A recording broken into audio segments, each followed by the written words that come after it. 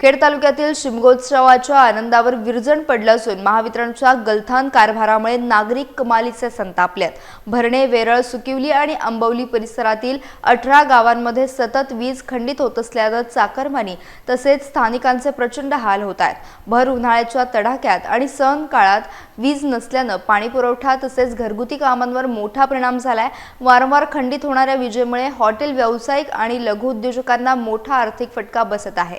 महावितरणकडे अनेकदा लेखी तक्रारी करूनही केवळ टाळाटाळ केली जात असल्याचा गंभीर आरोप नागरिकांनी केला। वीज बिल वसुलीत तत्परता दाखवणारे प्रशासन वीज पुरवठ्याकडे दुर्लक्ष का करते असा परखड सवाल संतप्त ग्रामस्थांनी विचारलाय। तांत्रिक कर्मचारी कमी असल्याचं कारण देत अधिकारी आपली जबाबदारी झटकतायत। सणासुदीच्या दिवसात वीज पुरवठा तातडीनं सुरळीत न झाल्यास तीव्र आंदोलन छेडण्याचा इशारा स्थानिकांनी दिलाय। प्रशासनाने यावर कायमस्वरूपी उपाययोजना करावी अशी मागणी आता जोर धरते आहे।